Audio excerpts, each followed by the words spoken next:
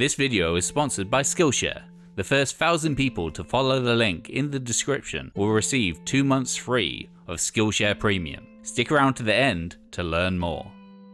Despite its influence, the time span of Britpop was so very brief. From the release of The Drowners and Popscene, through Blur vs Oasis, to its death knell with the release of OK Computer, merely 5 years and change. But the band that best represented that fleeting yet culturally enduring moment, the class divides, the classic pop literacy, and the misfits have overrun the country attitude, is Pulp. Formed in 1978, but finally with a chance at chart success in the Britpop era, the band, fronted by the awkwardly charismatic Jarvis Cocker, produced some of the most cuttingly insightful tracks of the 90s, with Do You Remember the First Time, Misshapes, and This Is Hardcore. But their 1995 tale of class, sex, and supermarkets would define Britpop forevermore. This is New British Canon, and this is the story of common people.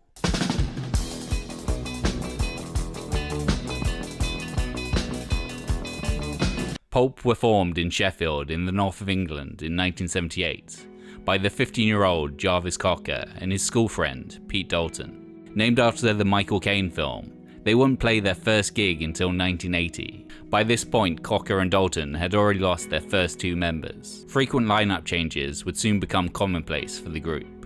In 1981, Pulp gained their first bit of national exposure after gaining a session on indie godhead John Peel's show on BBC Radio 1.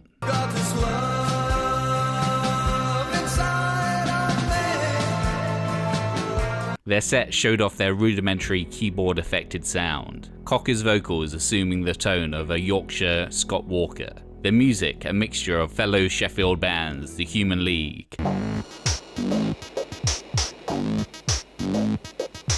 and Comstat Angels.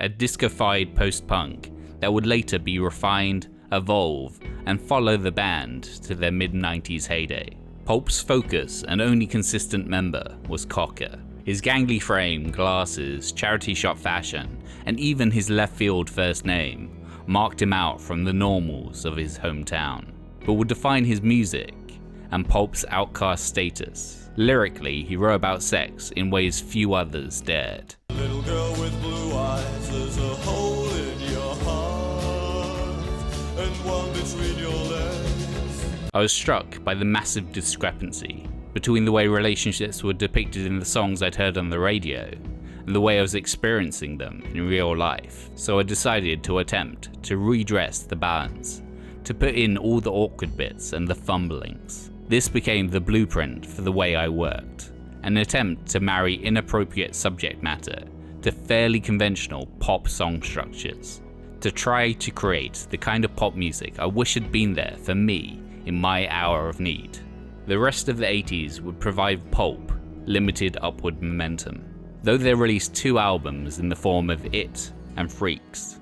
Revolving door lineups, problems with their independent label, and Cocker falling out of a window trying to impress a girl stunted their progress. Pulp remained a local band, only really appealing to those that liked the indiest of indie. One good thing to come out of the 80s was in 1984, the addition of Russell Sr. on guitars and violin, Pulp's Johnny Marr to Cocker's Morrissey. Despite this, while Pulp never officially broke up, in 1988 Cocker moved to London to study film and video at St. Martin's College.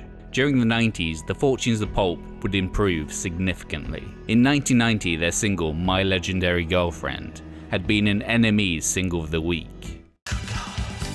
My legendary girlfriend, she is crying tonight. As the decade wore on and the prevailing British guitar music trends of jangle pop, shoegaze and baggy evolved into the more amorphous and yet more commercially viable Britpop movement, Pulp became a band of note. With their burbling synths, danceable indie grooves, and Cocker's outcast charisma, the veteran band for once seemed to fit in with the zeitgeist, alongside bands like Suede, Blur, and Oasis. Pulp's 1994 major label debut, His and Hers, had been a breakthrough for the band. It had managed to reach number 9 in the UK charts, and 2 of its singles, Do You Remember the First Time?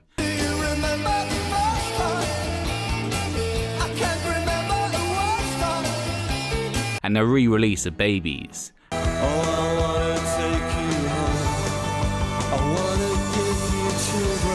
Had been the band's first to break the top 40. His and Hers was later nominated for a Mercury Music Prize. Things were looking up for the band. When playing mid-afternoon at Reading Festival in 1994, the band had debuted a work-in-progress version of a new track, with lyrics not quite bolted down. She was Greek, she sounded first full of knowledge.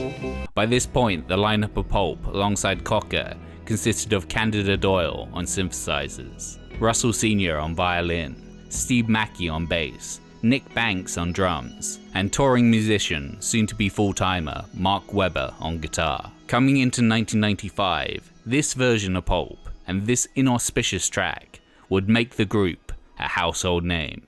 This song's called Common People, and this is about common people, and I'm one. Let's hear it.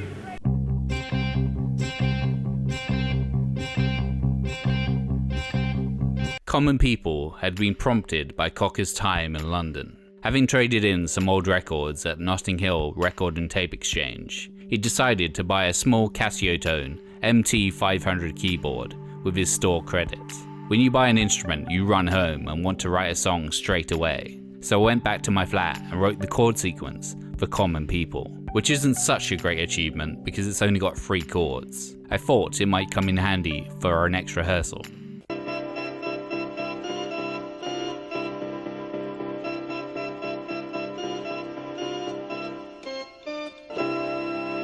Still can't play it. Back in Sheffield and Pulp rehearsals, and most of the band were less than impressed by Cocker's awkward chord sequence.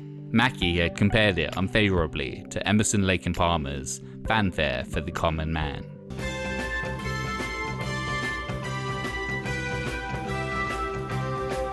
The comparison drew Cocker's mind back to an experience at St. Martin's and what it meant to be a common man. She came from Greece, she had a thirst for knowledge. He met a well-to-do girl in a bar who had expressed that she wanted to go and live in Hackney, in the grimier part of London, and be with the common people. Back in his hometown, he'd never really felt the class divide. No one really had anything in Sheffield. But in London, the difference was more explicit, and her desire to go on some kind of working-class safari tour had stuck with him.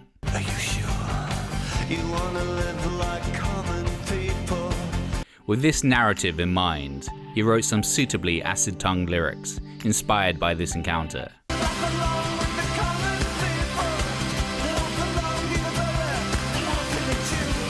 Much has since been made about the song's muse. A couple of women have claimed to be her, and in 2006, the BBC failed to track her down, given the information from the song. Let's have a look. The sculpture cross for the crossover was... No way. at the moment I am living in... But 6 years in between the incident and the writing of the song may have muddled Cocker's memory. She might not have been Greek, nor studied sculpture. But one aspect of the song he freely admits to be falsified is that she never showed any romantic interest in him. I wanna sleep with common people like you. Part of the tension in that song is that I might have been repelled by what she was saying, but I was sexually attracted to her and wanted to cop off with her. I never did make a move, but I changed the song so she was attracted to me and wanted to sleep with me.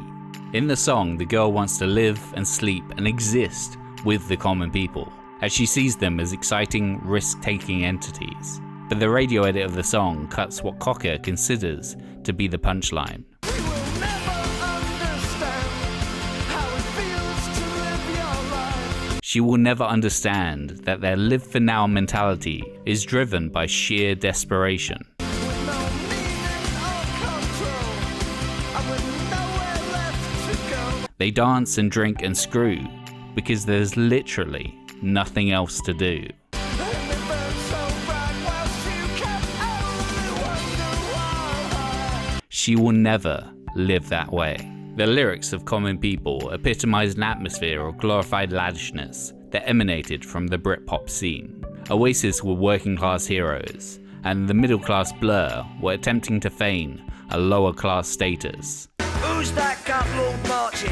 You should cut down on your pork life, mate. Get some exercise. Whether that be adopting faux Cockney accents, praising dog tracks, or feeding the pigeons. With Common People, Pulp spewed vitriol at those cultural tourists with working class envy. 'Cause everybody hates a tourist, especially one who thinks it's all such a laugh. It seemed to be in the air, that kind of patronising social voyeurism, slumming it, the idea there's a glamour about low rent, low life. I felt that of Blur's Park Life, for example, there is that noble savage notion.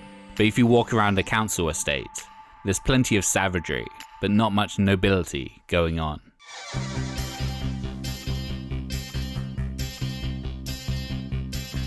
Feeling that they had a potential hit on their hands, Pulp convinced their label, Island, to let them record and release Common People as a single before they'd even written their next album. Production of the song was handled by Chris Thomas, chosen as he'd co-produced the Sex Pistols' Nevermind the Bollocks album. In the band's first meeting with Thomas, he'd been wearing a neck brace, further endearing him to Cocker, who felt this marked him as a misfit in arms. One of the unique aspects of Common People is that the song increases tempo with each verse, starting at 90 BPM.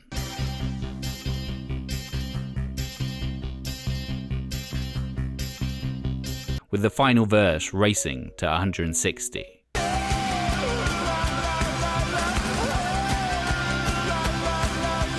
But recording it proved an issue. Said David Nicholas, the sessions engineer, we recorded 4 or 5 takes of the band track, and as they weren't recorded to a click, some of them didn't end up at 160. They ended up at different tempos. It was totally freeform, with everyone following Jarvis's guide vocal, which just got faster and faster and faster. And therefore, stitching together those different band tracks really was a head trip. It was all about trying to make the tempo shifts work so that the song sounded smooth. The group had recorded it on a Friday. We worked on it all weekend, and when those guys returned to the studio on the Monday, they went, "Ooh, sounds great." Little did they realize what a challenge it had been. Despite having used all 48 tracks, filled with such far-flung instrumental touches as Senior's violin, a stylophone, and even laser gun sound effects. Coming up to their deadline, Cocker felt it was missing something. The very last night, Jarvis says it's not right. It's supposed to be like ELO's Mr. Blue Sky. I've got a copy here.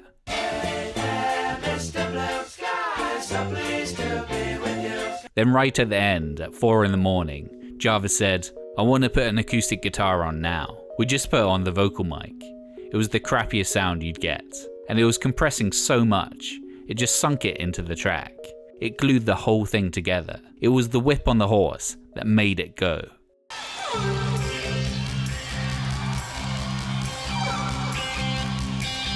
By the release of Common People in May 1995, Pulp as a band was 17 years old. Cocker was positioned as an elder statesman of the Britpop movement at the age of 32. Common People debuted at number 2 in the UK charts, being beaten to the top spot by TV actors Robson and Jerome's cover of Unchained Melody.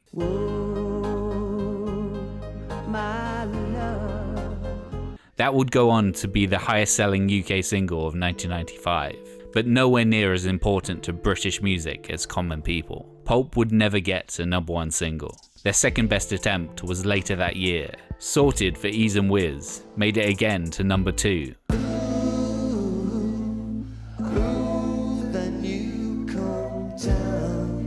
Denied by Simply Red and Fairground. And I love the thought of coming home to you. While Common People was riding high in the charts, Cocker felt motivated enough to write 8 new songs, destined for their Different Class album, released in October 1995. On the back of that album reads the message, "Please understand, we don't want no trouble, we just want the right to be different, that's all." And Britain as a whole took that message to heart and embraced it. Different Class not only reached number 1 in the UK album chart, but went on to go 4 times platinum. It also won the Mercury Music Prize in 1996. Feeling that the band had now elevated themselves beyond mere common people, Senior left the group in 1997, unable to handle the irony. Pulp would go on to react against their newfound fame and celebrity in 1998 with This Is Hardcore. In the years since, they've influenced everyone, from the lyricism of Arctic Monkeys' Alex Turner and Art Brent's Eddie Argos, to the disco-fied indie of Franz Ferdinand and The Killers. Less than a month after Common People's release, John Squire, guitarist of the Stone Roses, was in a cycling accident where he broke his collarbone. This meant the Roses had to pull out of Saturday Night at Glastonbury, requiring a new headliner. Instead of giving PJ Harvey a 3-hour plus set, the organisers bagged Pulp for the role. Their set, of course, ended with Common People, while for the rest of their set, the crowd had been in darkness. Pulp unable to judge if they were doing well or not. For their closer, the field was bathed in light, each face singing back every word. This was their anthem, a snarling British anthem for this moment. It may have taken them 17 years to get there, but Pulp had made it. So, if a lanky get like me could do it, and us lot, yeah, you can do it too, alright?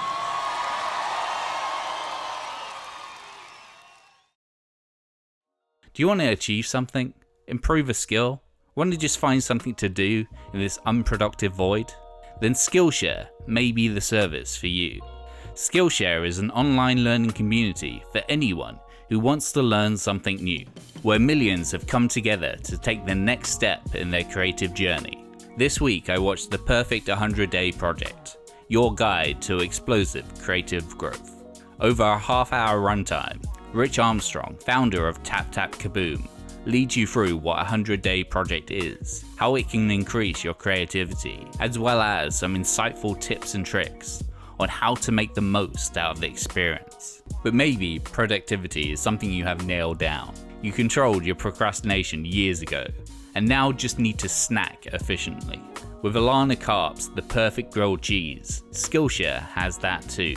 Today is the perfect time to do that thing you always wanted to do. The first 1,000 people to follow the link in the description will receive 2 months free of Skillshare Premium.